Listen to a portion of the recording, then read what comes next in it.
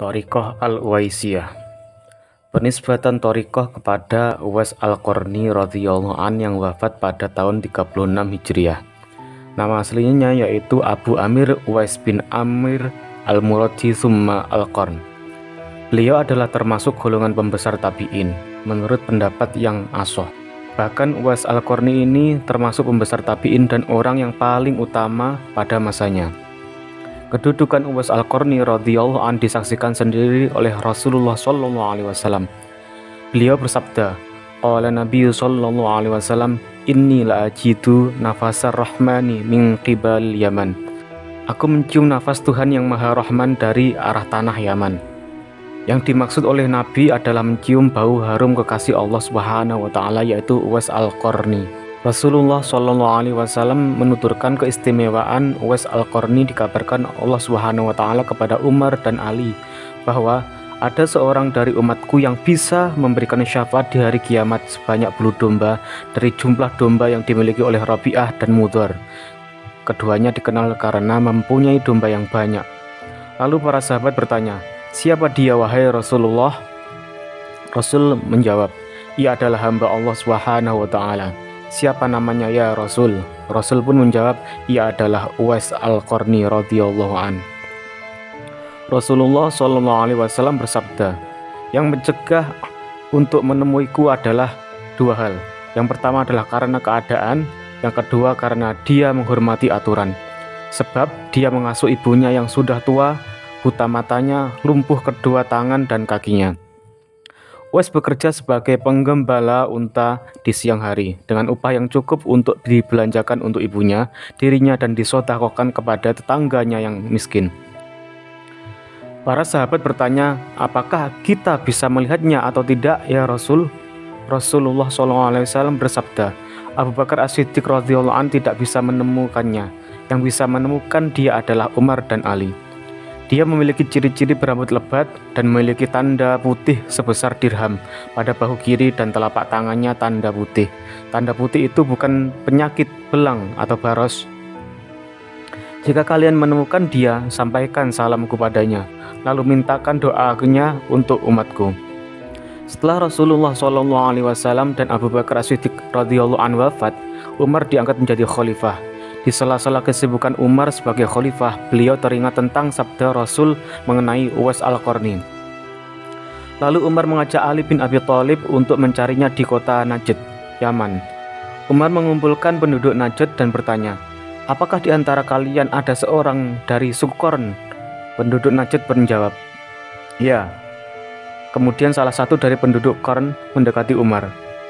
Lalu Umar mengabarkan tentang Uwais dan para penduduk tidak mengenalnya. Dengan nada tinggi Umar berkata, Nabi Muhammad SAW pemilik syariat ini tidak berkata sembarangan. Sebagian penduduk berkata, wahai pemimpin orang mukminin, Uwais adalah orang yang tidak pantas engkau cari, karena dia adalah orang gila lagi gelandangan. Umar berkata, aku mendatangi kalian hanya untuknya. Di mana dia? Para penduduk Najd menjawab, dia ada di lembah Uranah, sedang menggembala unta di rerumputan. Dia menggembala unta sampai waktu sore hari, kemudian kami memberinya makan sore. Dia tidak bergaul dalam keramaian penduduk, tidak berteman dengan siapapun, tidak memakan makanan yang pada umumnya, tidak bergembira seperti sukacita orang pada biasanya. Justru dia menangis tatkala semua orang tertawa, dan dia tertawa tatkala banyak orang-orang menangis. Umar berkata, bawalah aku menemui dia. Lalu para penduduk mengantarkan Umar dan Ali menuju ke tempat Uwais. Saat itu Uwais sedang sholat. Ketika Uwais merasakan kedatangan Umar dan Ali, dia mempercepat sholatnya. Lalu ketika Umar melihat Uwais selesai sholat, Umar langsung mengucapkan salam kepada Uwais. Lalu Uwais menjawab salam Umar dan Ali. Umar bertanya, siapa namamu? Uwais menjawab, Abdullah, hamba Allah. Umar berkata, kita juga hamba Allah Subhanahu wa Ta'ala. Siapa nama yang dikhususkan untukmu? Uwais menjawab, saya Uwais. Kemudian Umar berkata, tunjukkan tangan kananmu kepadaku.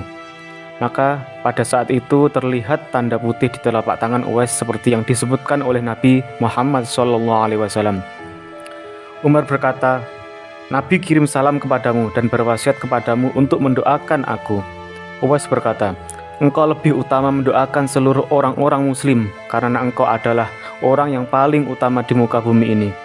Umar berkata, aku juga mendoakan orang mukmin, tetapi seyogyanya engkau mengikuti wasiat Nabi untuk berdoa. Uwais keberatan untuk diminta mendoakan, sehingga Uwais berkata, wahai Umar, mintalah doa kepada seorang selain aku. Umar membujuk Uwais untuk mau berdoa. Lalu Umar berkata, Rasul telah menunjukkan tanda-tandamu kepada kami, dan semua tanda itu ada padamu. Uwais berkata, ambillah wasiat Nabi itu dariku. Lalu sahabat Umar dan Ali kembali ke Madinah, kemudian Uwais bersujud di tanah sambil berdoa, wahai Tuhanku, kekasihmu Nabi Muhammad SAW telah memindahkan keadaan ini kepadaku. Kekasihmu berwasiat kepadaku untuk berdoa, wahai Tuhanku, ampunilah umat Nabi Muhammad SAW. Setelah pertemuan antara Uwais dengan Umar dan Ali, lalu tersiar kabar bahwa Uwais memiliki derajat yang tinggi, sehingga penduduk kota Yaman selalu mencari dan mendatanginya. Dengan keadaan ini, Uwais merasa terganggu untuk bermunajat kepada Allah SWT, sehingga ia meninggalkan Yaman agar tidak diketahui keberadaannya oleh penduduk. Setelah itu, tidak ada yang melihat Uwais dimanapun kecuali Harim bin Habayan. Dia berkata, aku mendengar bahwa Uwais bisa diterima syafaatnya pada hari kiamat, sehingga aku melakukan perjalanan untuk mencarinya. Lama aku mencarinya sehingga hatiku terbuai kerinduan untuk bertemu dengan Uwais. Seluruh desa dan kota telah aku lalui sehingga aku sampai di kota Kufah. Pencarianku terhenti pada seorang laki-laki yang memiliki ciri-ciri yang persis seperti yang diceritakan Nabi, Umar, dan Ali. Laki-laki itu sedang berwudu di pinggir sungai Furat. Hatiku senang sekali dan berucap salam padanya. Kemudian dia menjawab dan melihat ke arahku. Kemudian aku ingin mencium tangannya, tapi dia menolak. Aku berkata, semoga Allah SWT mengasihimu dan mengampunimu, wahai Uwais. Bagaimana kabarmu? Setelah aku bertanya seperti itu, aku tidak kuasa membendung tangisku karena merasa kasihan terhadap keadaan Uwais yang lemah, dan Uwais juga menangis. Usai menangis, Uwais berkata, wahai Harim bin Hayyan, siapa yang menunjukkanmu kepadaku? Aku menjawab pertanyaan itu, lalu aku balik bertanya, bagaimana Anda tahu namaku dan bapakku? Uwais menjawab, Zat yang maha mengetahui dan maha waspada yang menceritakan kepadaku, ruhku telah mengenali ruhmu, karena antara ruh orang-orang mukmin saling mengenal. Harim berkata kepada Uwais, ceritakanlah kepadaku tentang hadis Rasul. Uwais menjawab, aku tidak pernah bertemu dengan Nabi, tetapi aku mendengar hadis Nabi yang diriwayatkan dari sahabatnya. Aku tidak menyukai membuka pintu fatwa dan pengingat karena aku telah disibukkan salin hal itu. Lalu aku berkata, aku menyukai mendengar ayat Al-Quran darimu. Kemudian Uwais memegang tanganku sambil mengucapkan ta'awud. Uwais menangis terseduh-seduh kemudian membaca ayat Al-Quran, surat Al-Zariyat ayat 56 dan surat Ad-Dukhan ayat 38-42. Kemudian Uwais menjerit dengan keras. Bahkan aku tidak mengetahui apakah akalnya masih ada atau tidak. Selang beberapa saat Uwais berkata, wahai Harim bin Hayyan, kenapa engkau mendatangiku? Aku menjawab, tujuanku mencarimu untuk merasa tenang dan nyaman bersamamu. Uwais mengomentari jawabanku, aku tidak mengerti bahwasanya orang yang mengenal Allah SWT, bagaimana ia bisa merasa tenang dan nyaman bersama selainnya. Aku berkata, berilah aku wasiat. Uwais pun berkata, jadikan kematian di bawah kepalamu dan di dalam kepalamu, dan setelah itu tidak ada pengaruh kehidupan setelah kematian. Tidak ingat pada kehidupan dunia, yang diingat hanya Allah SWT semata. Jangan engkau memandang dosa kecil, tapi pandanglah pada besarnya maksiat kepada Allah SWT. Karena jika engkau meremehkan dosa, maka engkau telah meremehkan berpaling dari Allah SWT. Harim berkata, apa yang engkau perintahkan kepadaku?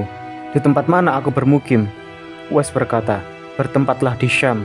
Aku berkata, bagaimana aku mendapatkan penghidupan di kota Syam? Uwais berkata, jauhkan perasaan itu dari hatimu, karena keraguan-keraguan telah mencemari hatimu, sehingga nasihat tidak bermanfaat. Aku berkata lagi, berilah aku wasiat. Uwais berkata, bapakmu Hayyan telah mati, Nabi Adam, Hawa, Nuh, Ibrahim, Musa, Nabi Muhammad SAW, dan seluruh nabi dan rasul telah meninggal semua. Abu Bakar, Umar bin Khattab telah mati. Aku bertanya kepada Uwais, apakah Umar bin Khattab telah mati? Uwais menjawab, iya.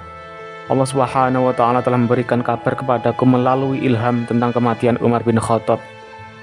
Kemudian Uwais berkata, wahai Harim, aku dan engkau termasuk golongan orang-orang yang mati.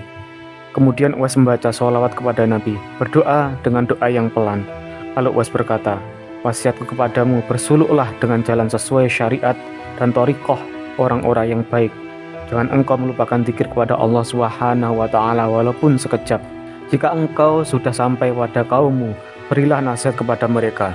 Jangan engkau mutus nasihat mengharapkan kebaikan dari hamba Allah Subhanahu wa Ta'ala.